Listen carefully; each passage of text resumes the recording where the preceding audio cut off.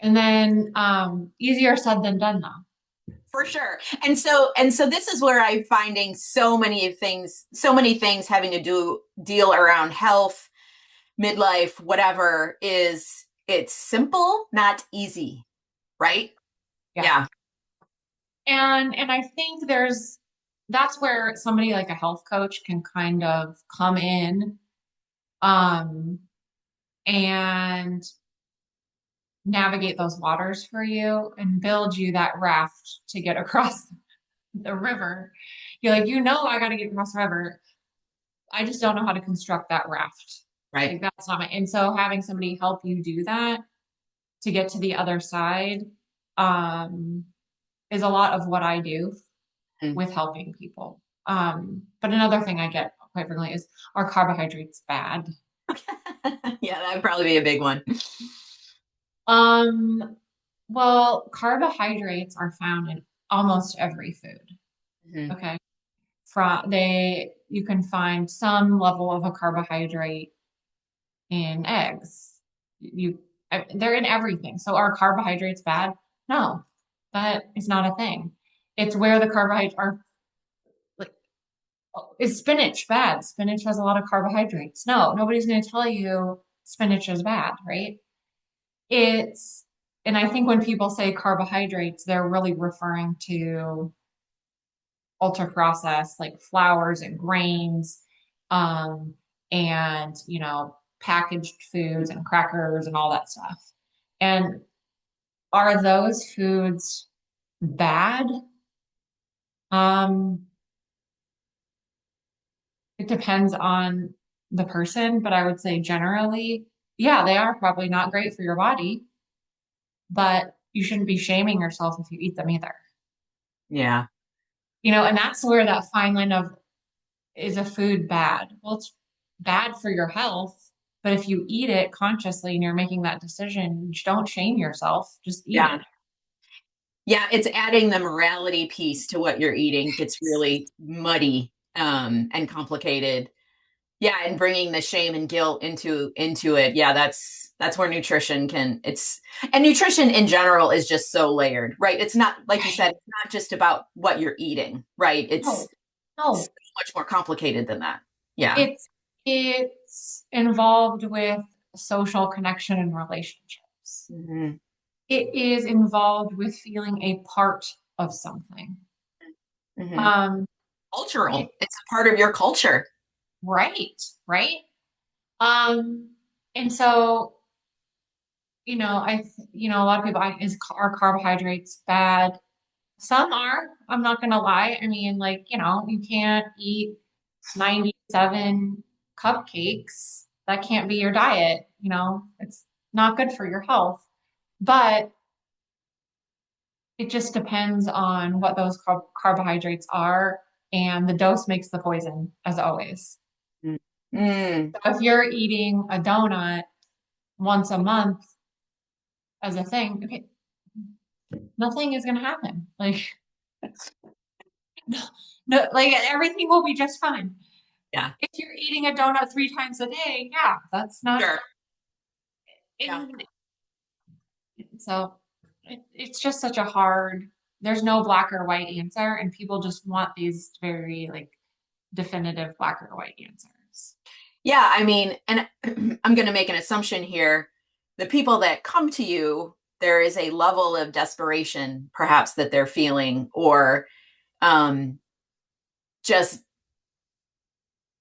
dependent on just tell me what to do and I'll do it. Right? Like, I've tried other things, nothing seems to work. I feel worse, blah blah blah. So then you have to unpack the mental piece of the clients that come to you, I would assume, especially around Yes. nutrition, and especially in midlife where things just naturally are changing, even Hmm. if you haven't changed anything that you are doing.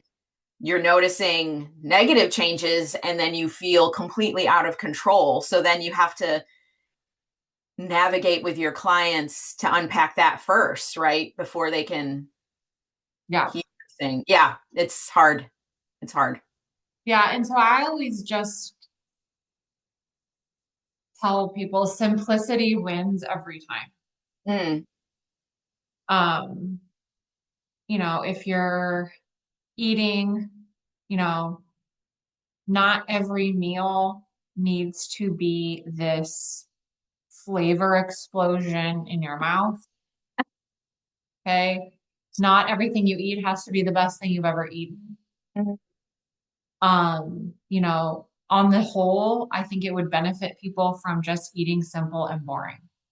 mm, And every now and again, eating something spectacular, and really enjoying it and making it that much more special. mm.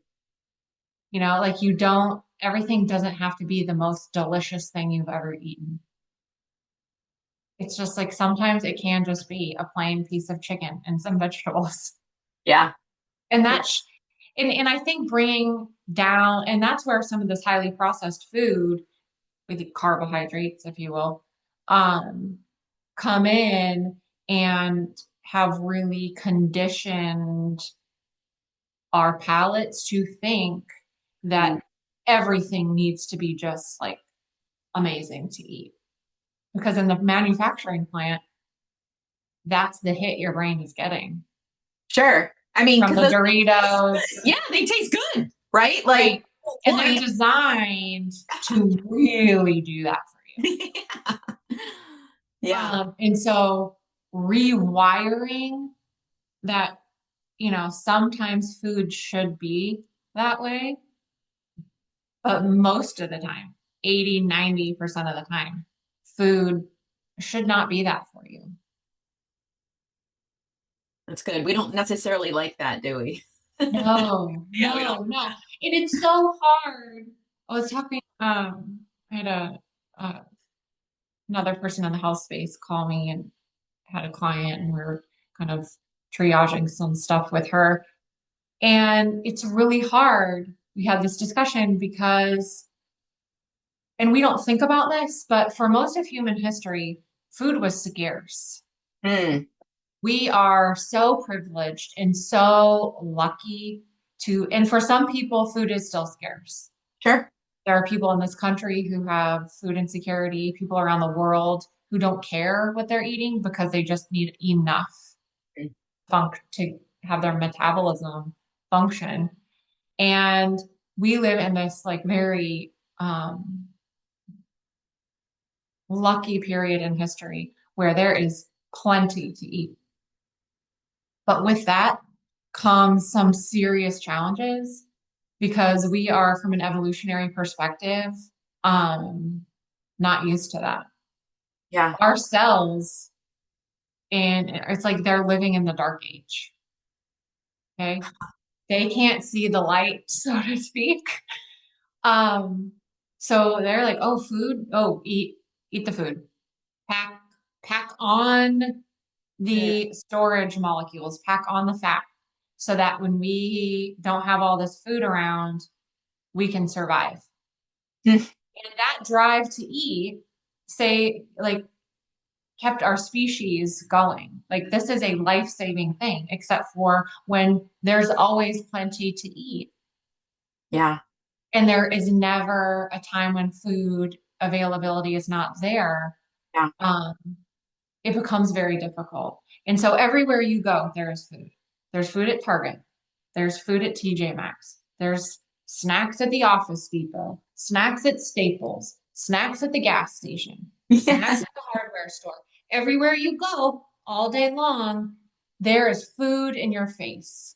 And so if you are trying to make conscious choices to not eat those types of foods, and you do it all day long, and then you come home and you are mentally exhausted, you are unknowingly but subconsciously mentally exhausted from having to do that, and you're in your house and the potato chips are there or the cookies are there. Okay, you can only withstand doing that for so long. Yeah. Yes. Yes. And so I think that's another thing that I really try to front load with my clients is like, just be aware of this. And Yeah. so if it feels hard, that's because it is, because Yeah. you are driven to eat. Okay. And so that don't die, basically. Right. But your body and your cells don't know that probably in your lifetime, like food scarcity is never going to happen. And so it doesn't go in there and the brain doesn't go in there and go, oh, okay, yay, don't worry about it. Hunger, hormones, like you can take the next 50 years off because we're good. Mhm. I don't know that. So they're just in there doing their thing. Yeah, it's that mental load fatigue that sets in at Yep. nighttime. Yeah, Yeah. that's yeah, I mean, and I think almost everyone can relate to whether they have a name for it or not, they can reflect and have a name for that, like, oh, yep, that's what it is. You know, Yep. and I mean, jokingly, the last couple of years I've gotten into gardening. And A, it's a lot harder than it looks. Yeah. But B, we have this joke in my family of like, if I had to do this to survive, Right. like we would be in a tough spot. It's hard. So then you reflect back on not too long ago, 50 years, whatever, however long you want to go back. It wasn't that long ago where, yeah, I mean, you had to grow the food to survive. It makes you appreciate Hmm. farmers. Actually, it makes you Right. appreciate the ability. Yeah. Then it's just like I would not have survived. Like, Right. In that true connection with food scarcity and abundance. yeah. I mean, and it makes you appreciate the whole like process of Yeah. planting, growing, consuming nutritious food. It's a lot easier to go to the gas station and get whatever, Right. what I mean? Yeah. So anyway, so as I mean, that's kind of like levity, but yeah, I mean, yeah, we do But it's not. really not. I mean, it's so true. Um, we are, and thank goodness for, and I don't want, because I don't ever want to lose sight of, at least for me, it's important to remember that those highly packaged, highly processed, ultra refined foods that are nutritionally devoid in most cases, um, are the ways some people, that is their only access to food. Right, right. And thank goodness for them, because without, like, we would have a lot of starving people. Mm, Um, but I think that it does create a big challenge yeah, when we're not just eating, boxes of mac and cheese to survive, if that's like the only nutrients we have available to us and we have choices. yeah, And yeah, that the privilege of a choice. yeah. The privilege of a choice. That's good. And to let yourself off the hook, maybe a little bit. At least for me, at night when you're actually feeling that mental load fatigue all day long, and I'm just Right. like, I'm just so tired of saying no all the time, right? So like Right? it's Yeah. to give yourself a little bit of grace in that moment, and to not take on guilt or shame, but it's when you become, like you said, either consciously or subconsciously, it's when you actually bring that subconscious um to the conscious of, yeah, I mean, I've been surrounded all day long. I've said no all day long to things that I know aren't nutritious for me. So it's, yeah, just giving yourself some grace there, I think is really helpful too, right? And that's where I think planning can really Mm, yeah, do very yeah, powerfully, is knowing, like, okay, if I have to say no all day long, and we all do, like, because everywhere we go, food is in our face, unless you don't leave your house, in which case, probably most of us still have food in our house all day long. yeah, Um, so setting yourself up in your home, making that like a really safe, dietary space for yourself. yeah, So that you're not like, okay, now like I got those cookies for the kids and I'm just like really tired and I want one of those cookies. And then you're just like constantly having to say no. yeah, yeah, yeah. And so, well, that leads me into like the next thing I wanted to talk about is social media. Um, No. Filtering the noise of social media, right? So not only physically are you around food or different whatever um, takes on, you know, what is nutritious, what isn't nutritious, whatever like bent you're at, you also have to filter social media and the internet. You get bombarded all day long with what you should do, what you shouldn't do, what's healthy, what's not, what's blah blah blah, you know, whatever it is. So having to navigate all those influencers, like health influencers or whatever you want to call it, experts, they call themselves like experts or whatever. So, Oh, that word experts. right? I mean, we hear it all day long in social media. So, you know, with all the opinions available over social media, how do you filter what's true, what's helpful, and just what is false? It's really hard. I'm just going to say it that way. Um, because the it is intentionally designed to grab your attention. Mm. Um, you know, you can do a little experiment with yourself. Take something, walk like anything on nutrition or health. Like stay on it for a second, maybe click on it, and then watch in your feed over the next several days what happens. You will get bombarded, okay, with everything, whether it's factual, real or not, from videos to products. It's like, Mm. oh, you want to know more about this and learn about this? Okay, we're going to give you everything we have.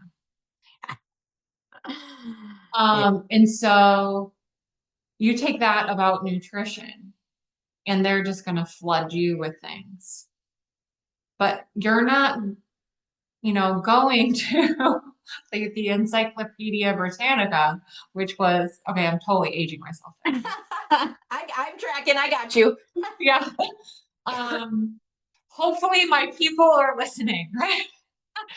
But this is not this curated thing in front of you, espousing to be like, this is how you solve this problem.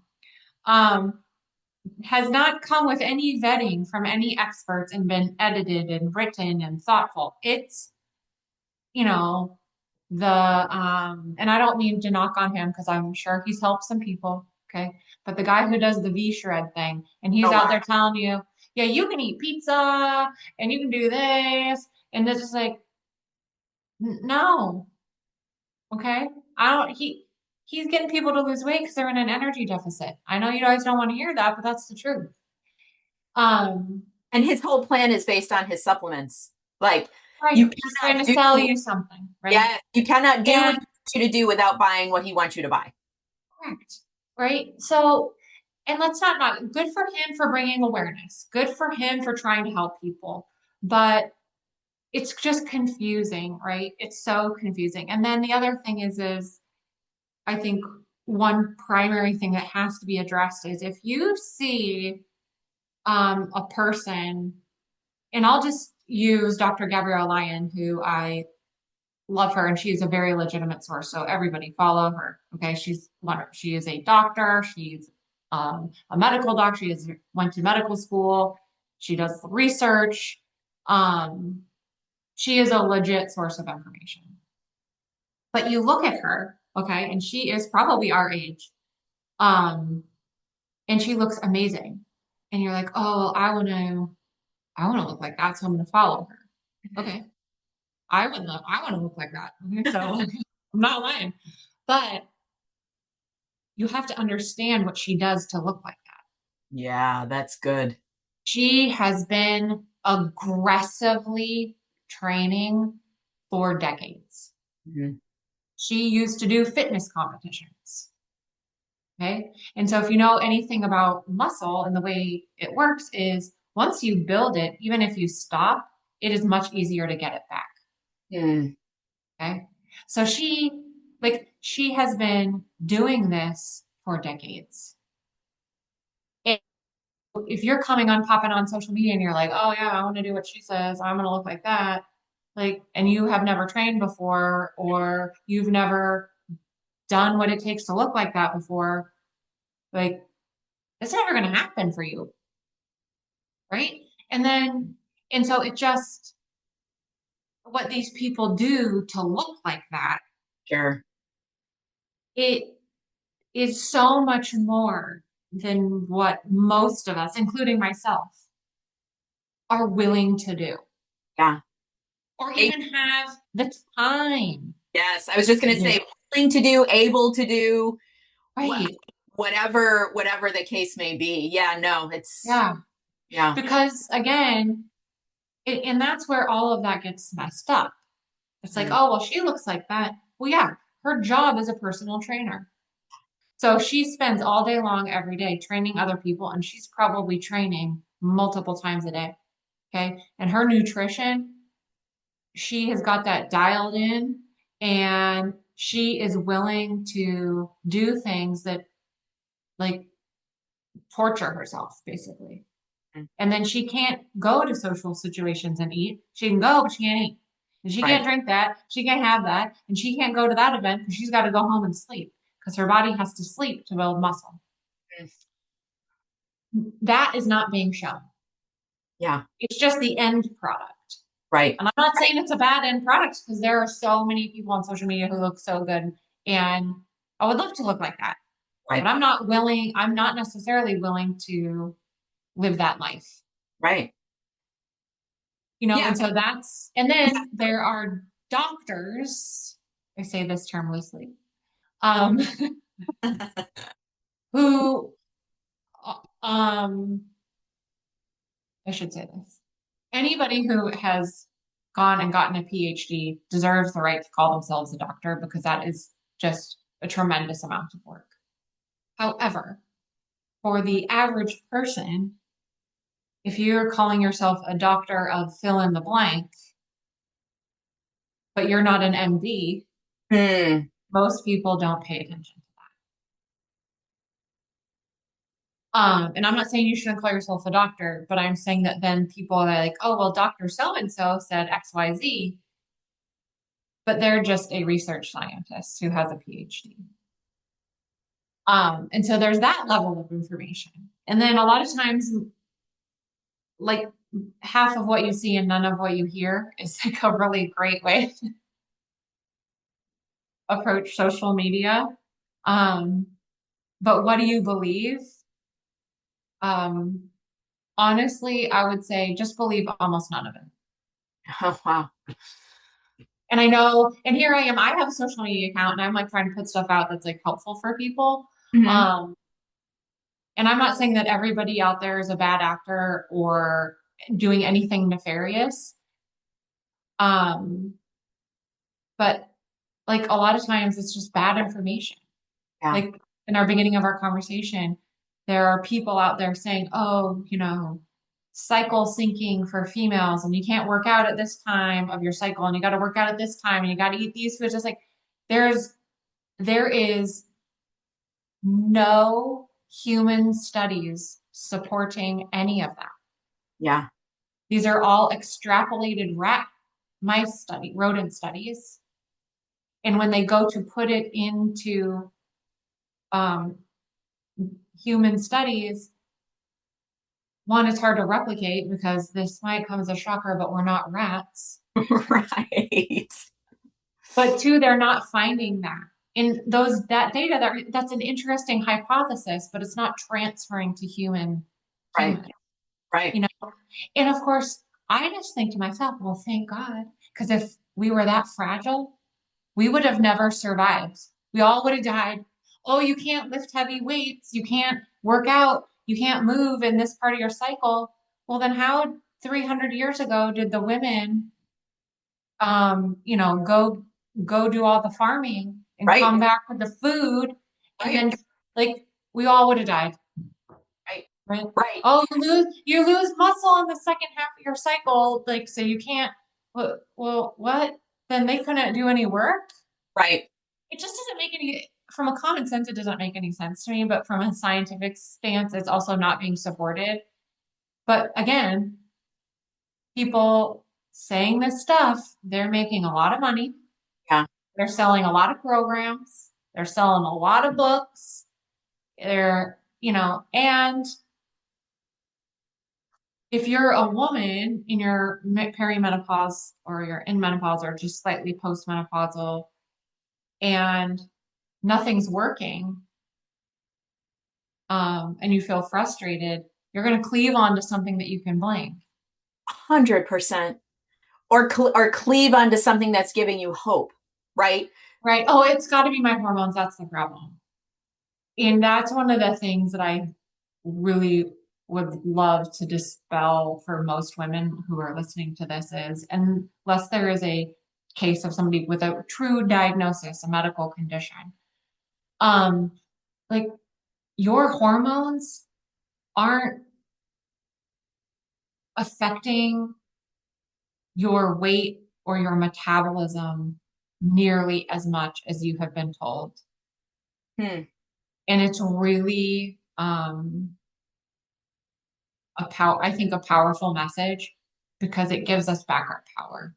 Hmm. That I feel like right now in the perimenopausal space, women have just in menopause, people have just given away their power. Like, oh, well, my hormones are crazy. I can't, or I can't put on muscle because I'm in menopause and my estrogen's gone. That's not true. Right. Like they have done studies on this in women and they have found no difference in hormone flux with muscle protein synthesis and not. Like it's just not there. Hmm. And so I'm not saying people aren't feeling different because of course, like you feel different through your cycle. Things feel different, but it's the whole thing, Hmm. not just the estrogen or just the progesterone or just the testosterone. No, that's good because I think it's important to know all that, know how it does affect you. But like you said, sometimes it makes us feel hopeless that we have no power, that oh well, this is just who I am now. I guess this is all that there is to do. So it's important to know that piece and how it affects everything, especially Yeah. like putting on muscle, but it not to take away your power and become completely deflated and defeatist and just put up your hands, right? So there's definitely a fine balance. There's a balance there of that, Well, the understanding, but not the hopelessness. yeah, and I mean, I think another interesting thing is they have done studies on women who are on HRT, which is hormone replacement therapy. Mm-hmm. Um, they do not respond any differently when it comes to muscle building. And that whole idea again was pulled from rodent studies. Okay. Oh, if you don't have estrogen, then you don't build muscle. Um, or if you have less estrogen, you can't build muscle and all this malarkey. And it's like, that's not true.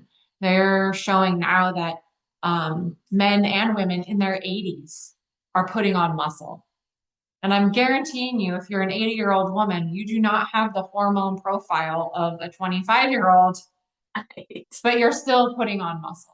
Maybe you're Right. not putting it on as fast and it's not as Right. efficient, okay? And of that 100%, because your cells are 80 years old. Like they're Right. not going to do what your 20-year-old cells are doing. Right. But like you can still do those things. And so I think it's just like hormones are important because they keep us alive. They help us to make new humans, right? They're so important. But um, they're not the lack thereof or the changing. It doesn't need to be given all of this power. Yeah. No, that's good. That's good. That's good to come back to what's real. right? So like coming, like the original question was filtering. So that's a great way to come back to what's real and to filter everything that you're hearing. Um, it's just that foundation, right? Just come back to the foundation. That's super important because you can get Yeah. lost. You can get lost in the sea of social Oh, media and influencers and doctors and whatever their credentials may be. Um, yeah, it's to come back to the foundation. Yeah, and common sense, like you said before, common sense. Like, does yeah. that feel right to you? You know, like, Right. And that's where I'm like, don't I have for my own personal, I guess, research. I'm like, I'll I clicked on the things. I go down. I'm like, what are they doing? Where are they going with this? What are they saying? And, you know, usually it takes you to buy my program or buy these pills, right? yeah, Which I'm not saying the program isn't great or the pills can't be effective, but that's usually the hook. Like they're there marketing themselves. yeah, They're yeah. not providing free information. Hmm. Um, and so I just think, when you're looking at social media, it's brutal to say, but I was like, just don't believe any of it. And I think it's also it's the same thing as you're trying to coach your teenagers on how to use social media responsibly, right? Like, you cannot be judging yourself against, I don't know, whoever that celebrity is. They're out there posting their best day ever, right? They're not posting, all the garbage that happened and the fight they Yeah. had with their boss, the failure, they're not posting any of that. They're posting, their best day ever. Yeah, the best case scenario for sure. And Yeah. posting all of the people that were involved in to fabricate that image, right? Like Right. there's a lot of people and pieces that are involved in fabricating that image that they're putting out. So that's another piece of like the influencers is you don't see the behind the scenes um, pieces, people that make that happen, right? Yeah. Yeah, Like it, um, I will say it preys on people's worst tendencies, me included, of energy conservation, if you will, doing as little as they can. to get is the best result possible. Yeah, yeah, yeah. No, for sure, And for you sure. know what I mean? And I think, yeah, it's a lot easier to take the pill, or take the greens juice Yeah. than it is to eat all the fruits and vegetables. But I'm argue if you can afford that expensive daily dose of greens powder, you probably can afford to buy fruits and vegetables. You just don't want to. Yeah. No, and it goes back to simplicity. Um, yeah, it's simple, not easy. And it's not easy because A, we don't really want to, right? And B, we're bombarded, like you said, all day long with quick fixes, right? Or Yeah. whatever the case may be. Yeah, no, it's the simplicity piece that we don't really want to look at. Because even though it's complex, how it functionally plays out is pretty simple. Yeah. In here, Yeah. it's there's a lot, it's very complex, Mhm. but we don't have to do that complex part. This is doing it for you. You Yeah. just need to give it its simple foundation materials. It's like building a house, right? It really is just a few basic things. It's concrete, it's rebar, it's some wood, right? And that's really the outside basis of most structures.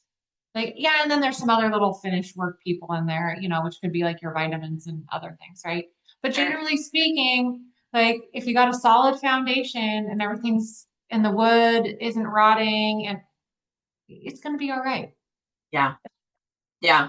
We just don't like that because that's not sexy. That's No, not, it's not. It's not not. It's it's not so catchy or yeah. Hmm. it's so unsexy, you know.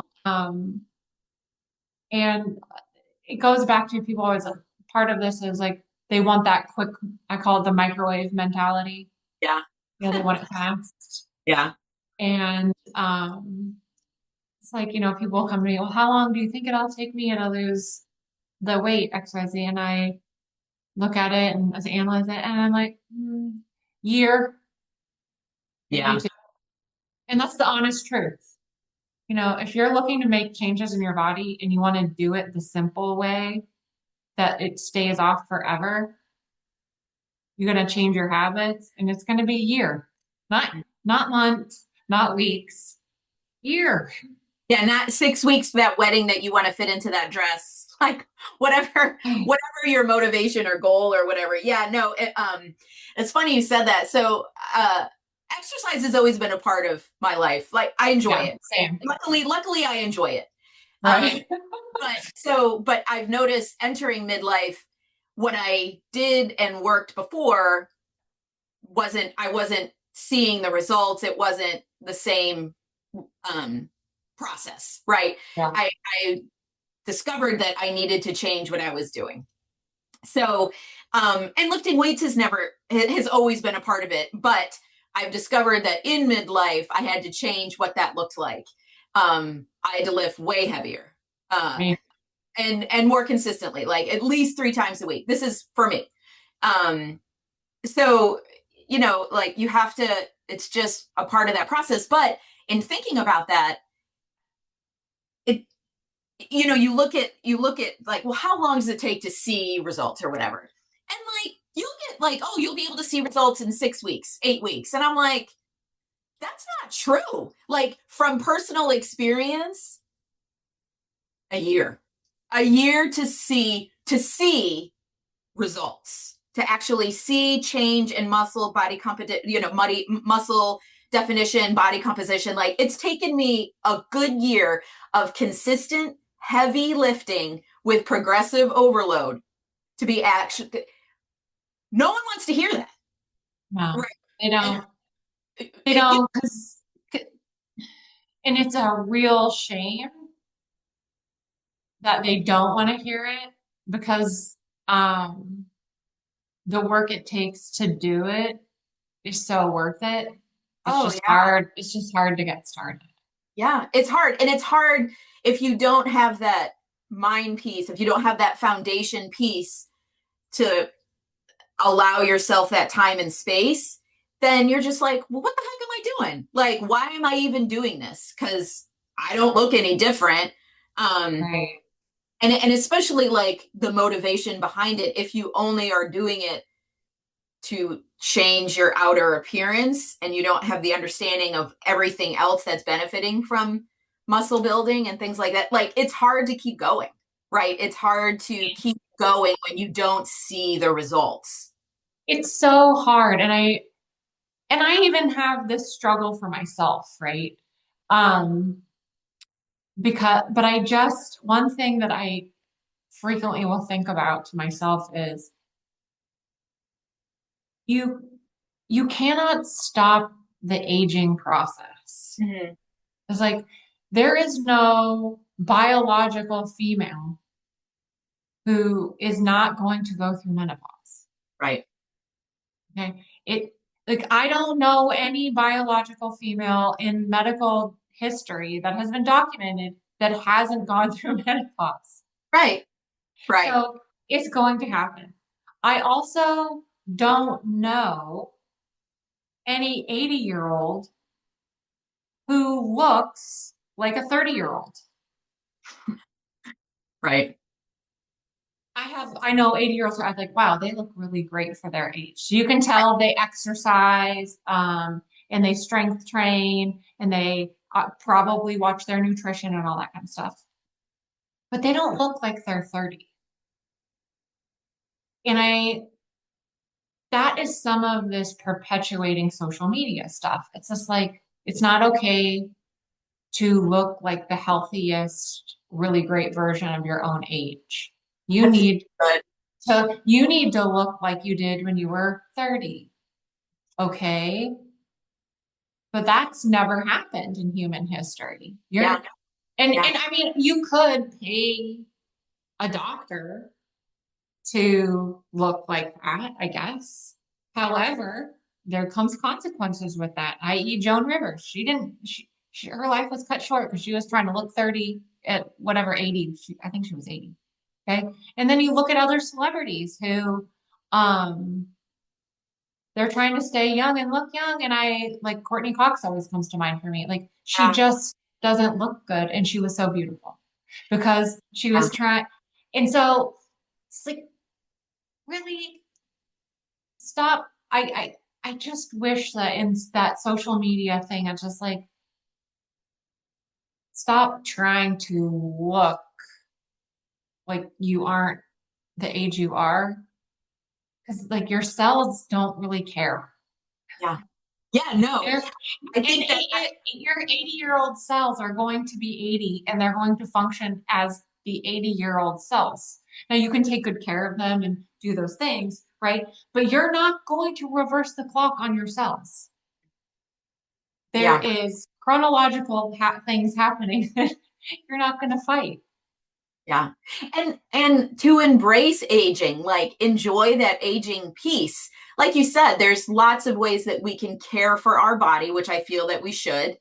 But, you know, who I am, what I am at 50, um, is different from 30, and that's okay. Like to be okay with the aging process is critical. And I think you're right. I think a part of the filtering process of the social media is they don't want you to be okay with that, right? No, Their right. whole gain and goal is for you not to be okay with that.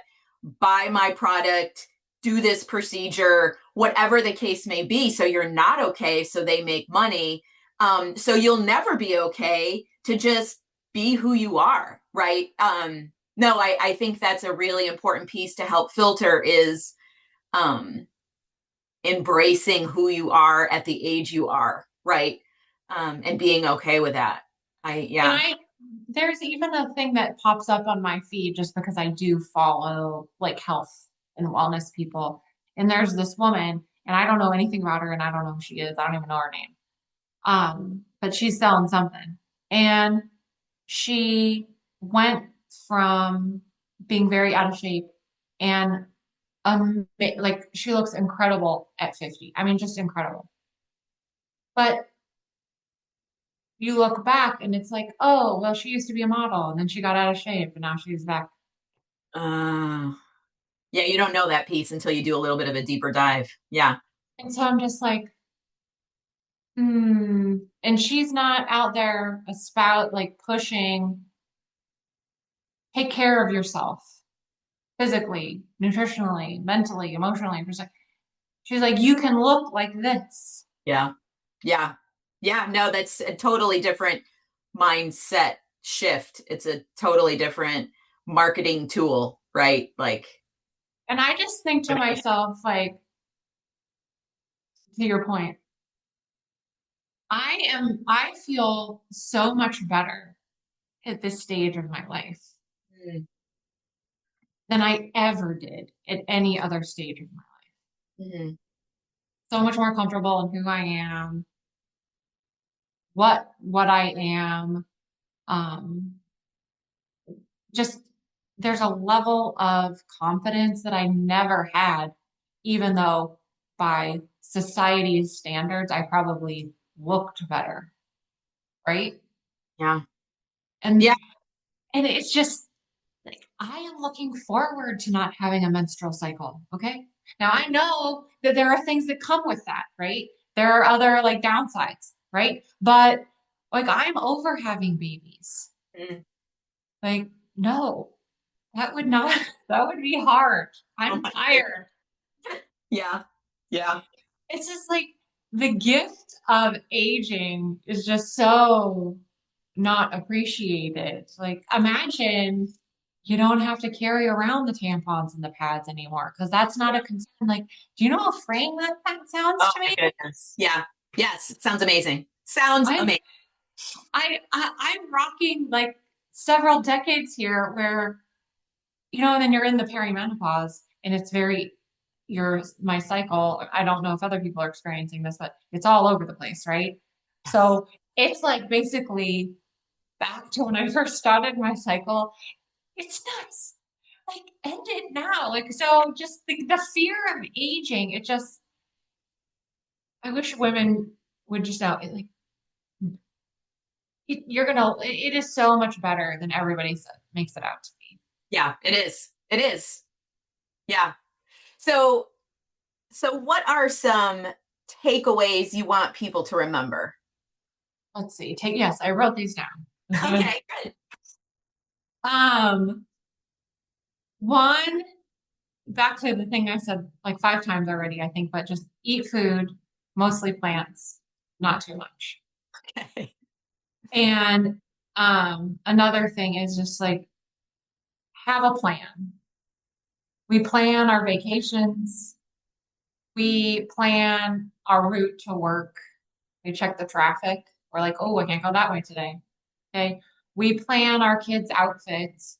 Okay. We plan our presentations, but nobody plans for their health. Mm, And we don't live in a time where we can just wing it because there's too many things coming at us that would derail us. And so have a plan. mm. Um, so that's that. And then other like really practical tips that can help, especially with nutrition, is shop the perimeter of the grocery store, stay out of the aisles, other than for like basic cooking basics, spices and olive oil and that kind of stuff. Um, don't eat food with ingredient lists. Oh, wow. Like they're not listing the ingredients of the carrot. It's just a carrot. Now, if they did, your mind would be blown at all of the molecules that are in a carrot. Mhm. But it's just a carrot, right? They don't list the ingredients on a chicken. It's just chicken. Um, but just shop the perimeter of the grocery store and have a plan. And then if you really are interested, track your nutrition. It is super powerful and insightful. And don't track it to judge yourself. Track it to learn and get some insights. My favorite tracker is Chronometer because I like the information it gives and it uses the word energy, not calories. So Okay. my Okay. little romantic soapbox. Um, but you'll get a lot out of that. And maybe it can help you kind of make some slow changes. But those are my tips. That's good. No, that's good. And that will help with consistency too. Right. If you Yes. follow those tips consistently, and they're easy, right? Simple, not easy. Simple, not easy. Yeah. That is really a theme of my coaching across the board is simple. Mhm. Um, we don't need, a lot of times people are like, well, what else should I do? And it's like, no, we need to be doing less. Yeah. No, that's good. That's good to remember. That's good Yeah. to remember. Well, Ashley, thank you so much again for coming on here. It is always a pleasure, A, to just talk to you, but just to hear your expertise and your take on this monumental monster of nutrition, especially, in midlife. So I really appreciate you coming on. Oh, well, it is, um, to have some time with you is always an honor and my pleasure. I hope this helps some people. And if they want to reach out or get in contact with me, my website's thrivehealthcoachllc.com. You can find me on social media. I don't really remember what my social media handle is. 'Cause that's how much I like my social media. I was going to say, now I'm thinking, I'm like, I don't know. I just look up Ashley and I always, Right, right. But no, it's an honor. And if somebody needs help or guidance or anything, please reach out because I'm here to help as many people as I can. yes, awesome. Thank you so much.